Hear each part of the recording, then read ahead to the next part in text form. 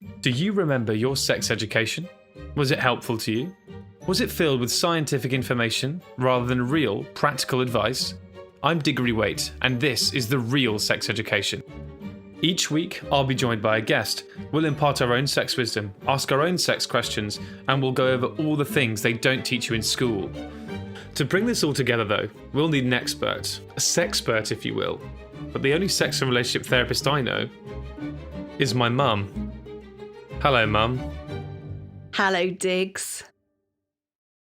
In this episode, we speak to writer and illustrator Flo Perry. It's going to be the highlight of my day. We talk about body image. Whatever you're selling, whatever you look like, there's a porn category that is created for you. Advising an audience at the Women's Institute to go home and tell their partners what they wank over. Some woman in the front row went, and I was like, yes, especially you. And finding time for sex as a parent. Okay, kids, have you heard of Disney's Aladdin? This is it. Don't talk to me for 2 hours.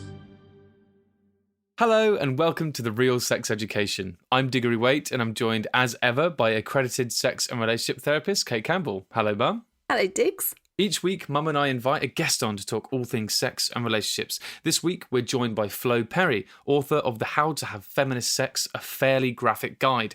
We had a great chat with her, didn't we, Mum? We did. We spoke a lot about her book, which she both wrote and illustrated. She's a very, very talented person. But she's illustrated other books that you're aware of, aren't you? She's done one with a friend, and she's got one coming out. She's illustrated a book of her mum's called Couch Fiction, A Graphic Tale of Psychotherapy, which is coming out in November, because her mum's a psychotherapist. And her dad is the jolly famous potter, Grayson Perry. Yeah, I went to one of his exhibitions, not really knowing who he was, but having heard a lot about him. So me and Flo connected straight away because not only does she work with their mum in illustrating her book, but also, her mum's a psychotherapist. Yep. Incredible stuff. Well, after our chat with Flo, that you'll hear in just a moment, we also open up our mailbox so you have a chance to ask Mum, a real sex and relationships therapist, any question you like. You can send them in via email to podcasts@hattrick.com or on Twitter using the hashtag RealSexEdu. That's RealSexEDU.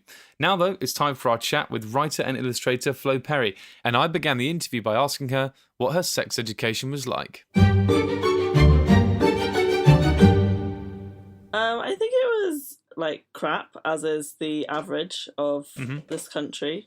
I mean, it was fine. Like, I knew how babies were made, and like I knew that like you were meant to wear a condom if you wanted to do any of that kind of stuff, and like the concept of chlamydia was all there. But like at no point did it talk about like that sex is meant to be fun or anything like that. So I think, like most people, I got my majority of my sex education from my peers and trial and error. Learn on the job, as it were. Yeah. So what sort of age were you guys talking about that, and were those sorts of things happening? I'm like fascinated by sex. I've always been like a very sexual person. I wrote a whole book about it. So like, which we are going to get onto. I can't wait to talk about that. So I think when I was like 12, it was kind of like all I wanted to kind of think and talk about. And then slowly through like Googling, I think I kind of grew up in a golden age of the internet, like in the kind of early noughties where Google was very prevalent. But I feel like free online porn wasn't. Or if it was, no one talked about it, so I didn't really discover it. I was a member of this very early social media site, which I kind of like don't want to say the name of because I don't know if it still exists.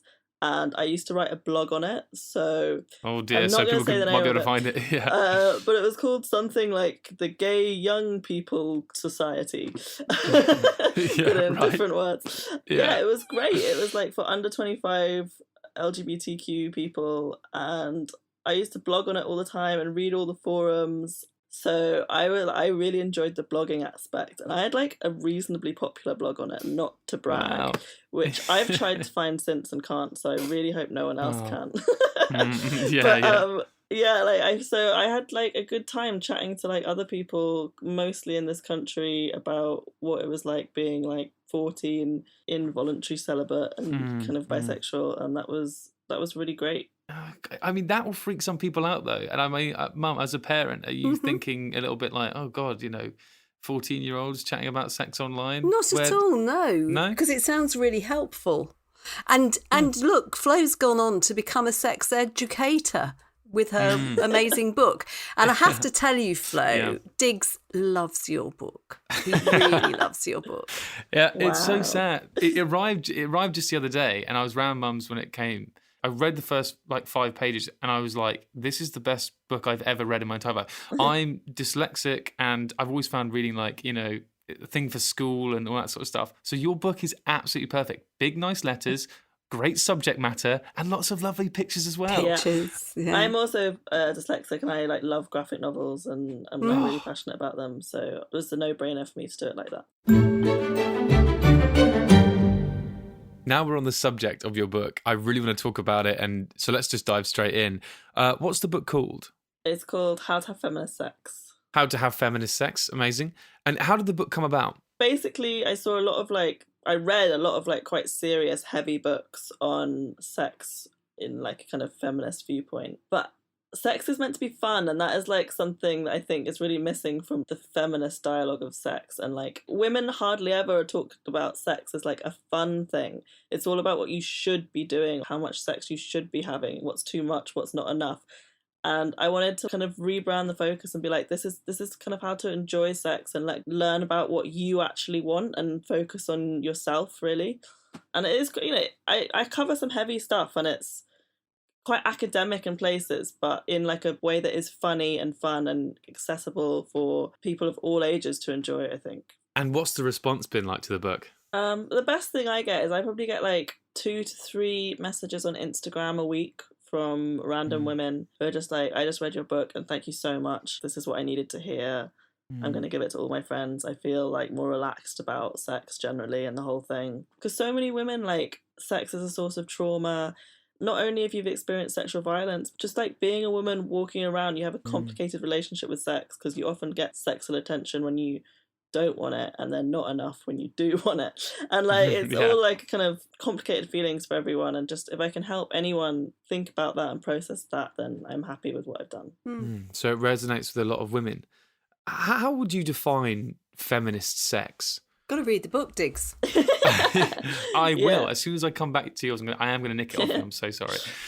I think it looks different for anyone. It's a very difficult question to answer. But I think, are you actually having the sex you want to have, or are you having the sex that you feel like you should have because of a message you've kind of absorbed from society? And I think that's the main question. If you're in touch with your true desires and you're enacting them and feeling connected to the person that you're doing them with, or even just by yourself, I think that's feminist. Is that the message you want to try and get across with the book then?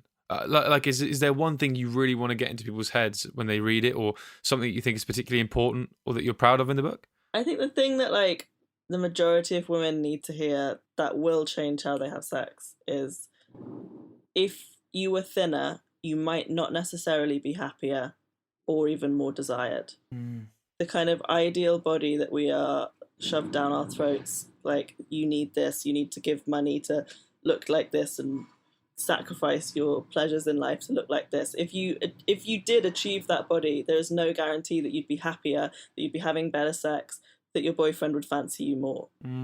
Whatever you're selling, whatever you look like, there's a porn category that is created for you that people like. And people are into all different sizes and shapes of people, and some people are more connected with you emotionally than physically and whatever. And you can be desired physically, whatever you look like. And if you were thinner, you wouldn't probably be happier. It's a big lie.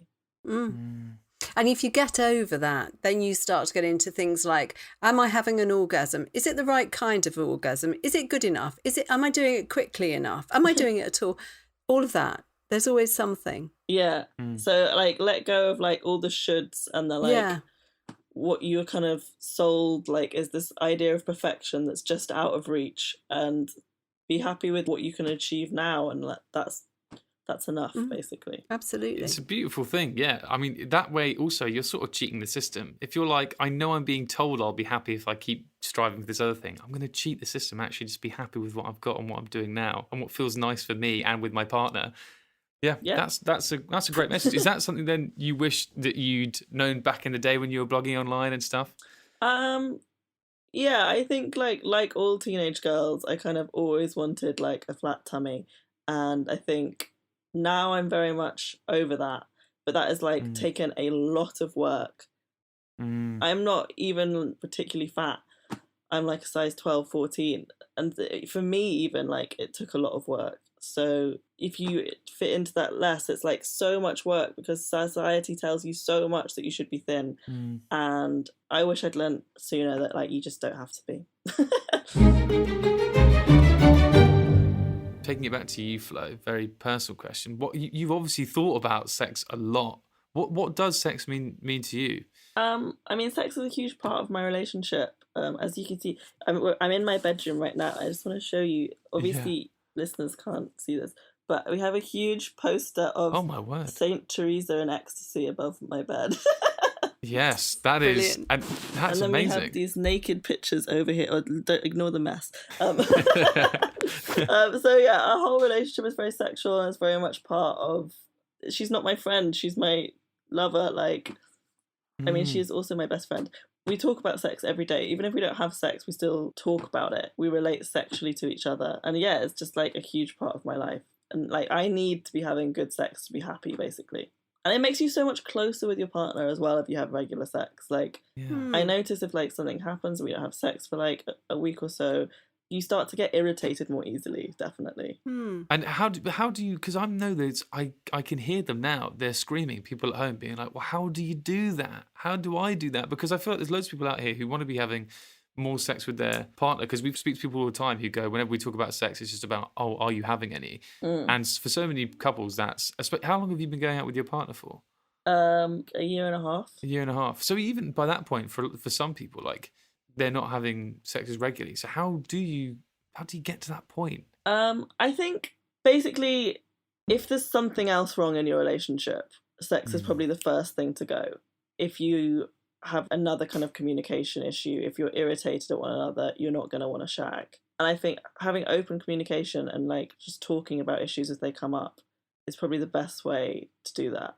And then after that, like I talk in my book about a sex break and the sex accelerator. And that's a really good way to think about your sex drive generally. And things that turn you on hit your sex accelerator, and things that turn you off hit your sex break. And I think you really need to think about yourself and think, okay, what actually turns me on? How can I be active in creating like a sexy environment for myself? And it might be like specific kinks or like a certain part of your partner's body or something that they do. But it also might be like having the space and time and relaxation and romance, things that they say to you, and all of these things, and increasing those in your life. And then you think, what turns you off? And that might be like something they do, like, I don't know, personal hygiene issue or something, or like a shirt they wear that you hate. But it might be things in your like wider life. Like if you have stress at work, you might not want to have sex. If you can hear like your housemates in the next room talking, that might really turn you off. And you just have to kind of actively put effort into thinking about what turns me on and what turns me off, and how can I decrease one and increase the other, and make that a priority for yourself. I think people are reluctant to give it that space and give it that time, because I think so many people, like we've said already, think sex should be spontaneous and sex should just be good if things are going well. Whereas I think what you're saying there is it spontaneous. Sometimes, no, you need to set the mood, make sure things are right, and also give it some serious thought. Yeah, it is really complicated, and you do need to work and prioritize it. Another thing that I think is really good to do is to talk about your sexual fantasies with your partner.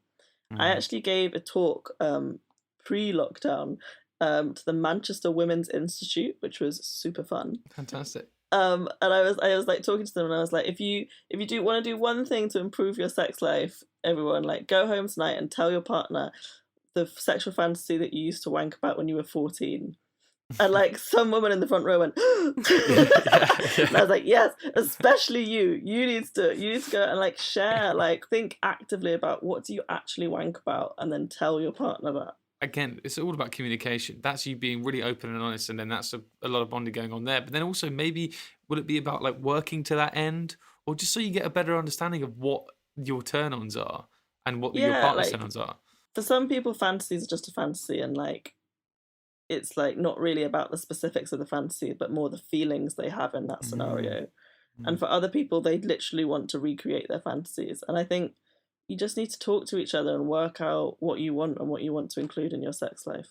It's a bit of a luxury, isn't it? Because a lot of people just don't have any time. And during lockdown, either some people have been busier because they've had their kids at home or something, or else they've had more time to reconnect and discover that there aren't any problems with their relationship, even though they thought there were. But now that they've got time for a shower, which makes them feel more like sex, or they've got the time to talk, or they've just got time for sex. The fact that we it's like culturally normal to have sex in the evening. Yeah. Always I think that's the worst time to have sex in some ways, when you're knackered, basically. Yeah. I am a real advocate for blocking out a couple of hours in the afternoon, but that is such a luxury that just not everyone has. Yeah. But you do have to prioritize this and be like, okay, kids, have you heard of Disney's Aladdin? This is it. Don't talk to me for 2 hours. The run time is 2 hours and 4 minutes. Yeah. We will be back then. Yeah, exactly. Everybody in this place, come listen to my greatest piece of advice to date. Go home and look your partner in the face and tell them what makes you masturbate. Chicken nuggets. Not me, your partner. You're supposed to tell your partner. I don't want to know, do I? Chicken nuggets. I can't. So, Mum, sexual fantasies. What sort of place do they hold in your therapy when you're theraping clients? Oh, well, it's interesting, actually, because Flo was talking about sharing fantasies, and there's definitely a place for that. And there's been a lot of research done about this, actually, and how it helps. As she says, there are some fantasies that people want to act out, and there's also some fantasies they don't.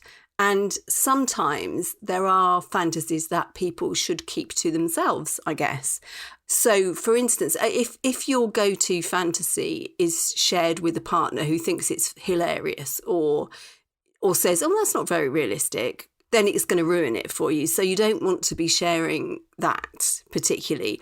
Or if your partner thinks that you shouldn't fantasize about anybody else and your big thing is Christina Aguilera or something, then it's going to be really, really difficult if you start going on about her. Yeah, I mean, there are times when it's just as well to keep them to yourself because you don't want them ruined mainly. But other times, as Flo says, when it's quite nice to share or to even act out some of them, do a bit of role play. I suppose the distinction for there is what we talked about, is creating that environment where both of you feel like you can be completely open and honest.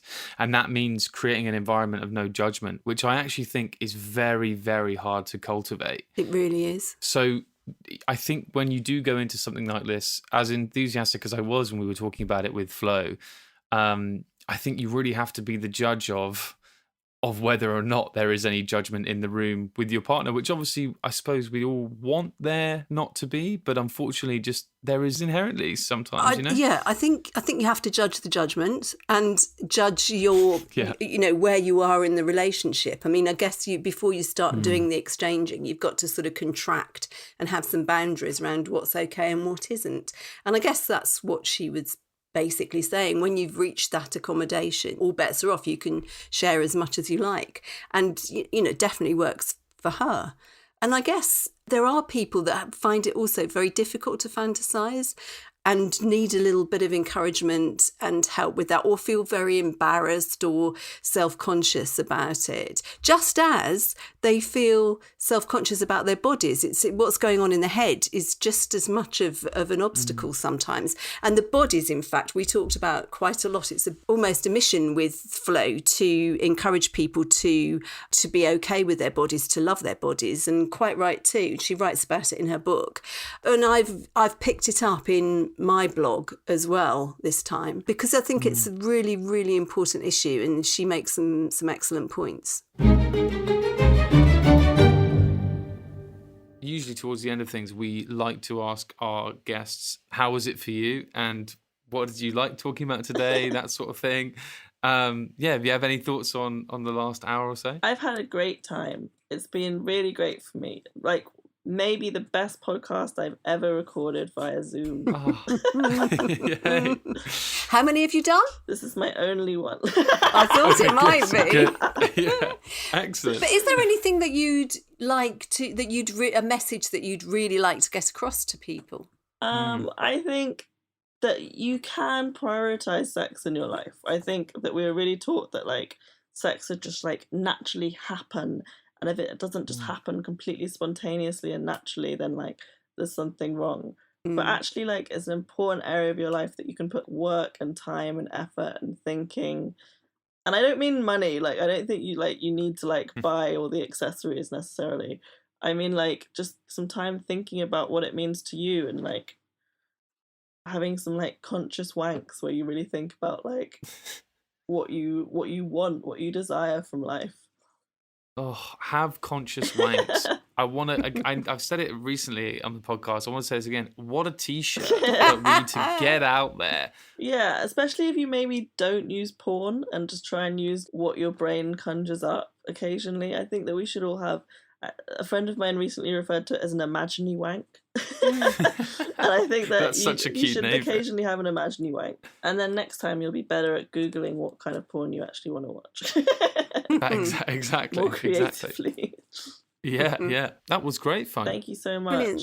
Thank you. Bye. Can't wait to read the rest of your book. Thanks. Bye. Bye. It's the mailbag. Send Cate your queries to podcast@hatch.com. It's the mailbag. Send Cate your queries. Podcast@hatch with 2 T's. Hello there, I have a query for Cate. I would like to know when the real sex education mailbag starts. The real sex education mailbag starts right now. Thank you. Thank you so much to Flo Perry for taking the time to speak to Mum and I. And I promise I will take the time now to read her book. And to be honest, I actually can't wait. But obviously, I need to come and nick it off you. Uh-huh. Right. Now we're going to answer the questions you sent into Cate about all things sex and relationships. You can send in your questions into podcasts@hatch.com or using the hashtag RealSexEdu on Twitter. We kick things off with Anonymous, who asks, "This is going to sound weird, but I can't kiss anyone who has been drinking. It really puts me off. I've tried to explain this to my boyfriend, but he doesn't understand how much it grosses me out and upsets me. He mostly just wants to have sex after a drink. What should I do?" So a lot of people have this little quirk, and it's often when they've been kissed inappropriately by somebody who's been drinking, often some old uncle with a scratchy beard who's come in with a wet kiss at some point. Sometimes people are abused by people who've been drinking. So if someone doesn't like it, try not to do it, I think, is the answer. I think her partner does need to take this seriously. And if she has something that she needs to tell him, maybe she needs to tell him. Could it not also just be a case of, sometimes when people have been drinking, particularly certain drinks, their breath stinks? Oh, yeah, absolutely. It does. But alcohol has a particular association with, unpleasant experiences earlier in life. I mean, people are often abused by people who've been drinking. So that association immediately springs to mind. Also, people who've had relatives who had a drink problem, particularly parents, often don't like the smell of alcohol. It often puts them off. It reminds them of that sort of thing. So again, if somebody doesn't like it, really, really, you should take it seriously. Yeah, absolutely. We have another question here from Caitlin, who says, "I have never been able to use tampons and have had to give up attempts at intercourse because it was so painful. Could this be a tough hymen?" It might be. And sometimes just being examined and being told that everything's okay down there is very helpful. It might be that you're anxious and need to relax. That could be the answer as well. I mean, some people do tense up the minute anything comes near them. And, some relaxation and some reassurance that there's nothing unusual going on is usually very helpful. But the hymen isn't like a big, tough thing that needs to be broken and it's a big deal. It's a stretchy thing with holes in it anyway. So the whole idea of a hymen often frightens people, and that's what makes them tense up and makes using tampons so difficult. Because I think people think of it as like a big barrier, almost like a wall. But actually, isn't it but isn't it on the walls of your vagina? So it's like a circle, if that makes sense. Well, yeah, and some people's is bigger than others, and some people's is more holy than others, and it does tear when you just going about your life, doing sport and things like that. So it probably is already perfectly fine to insert a tampon. Sometimes they are a bit more of a barrier, and it is a bit more uncomfortable to insert a tampon in that case, but not always. And I think if you feel any sort of doubt or unpleasantness at all, it's a good idea to go to your GP, get them to have a look and to reassure you. If they do think it's just mental, what do you recommend? Because mental. Well, no, Well, I don't know what else to say. If you do think it's a psychological problem, yeah, that they believe that there's something wrong, then being examined and told that it's all fine is usually very helpful. And then usually there's some cool relaxation exercises which are quite helpful. I mean, the thing is, you can do kind of what are known as reverse Kegels, and Kegel. And if you Google reverse Kegels, there's an explanation on how to sort of relax the pelvic floor, which makes it easier to insert a tampon. And actually, some of the tampon manufacturers also have advice on how to do it. And using a tampon with an applicator rather than trying to shove it in with your finger is often a lot easier as well. What's an applicator? Oh, never mind, Diggs. But it's a sex education podcast. I've got to know. Well, they have either little cardboard or little plastic doobries that kind of make it easier to slip in. It sort of pushes the tampon in. I can't believe you're about to deny me education. Do you know what we're doing here? Just for a minute there, I forgot. Sorry. Right, well, thank you so much to Flo Perry for speaking to us. And thank you to our resident sexpert and matriarchal presence, Cate. Thanks, Mum. Thanks, Diggs. Yeah, good. And thank you for listening. We'll be here in the same place you found us next week, dishing out some more real sex education, if Mum feels like she wants to. Yeah, sorry, Diggs. See you then. Bye. You've been listening to The Real Sex Education, which is hosted by Diggory Waite and Cate Campbell. The show is produced by Andy Goddard and Diggory Waite. The Real Sex Education is a Hat-Trick podcast. If you'd like to hear more podcasts by Hat-Trick, including Time Ghost with Alexander Armstrong and Ben Miller, just search Hat-Trick Podcasts on your podcast provider of choice. This podcast is based on the real-life relationship between the host Diggory Waite and his mother, accredited sex therapist Cate Campbell. The show is therefore inspired by but otherwise unrelated to the TV show Sex Education. But yes, Diggory does wish his co-host was Gillian Anderson.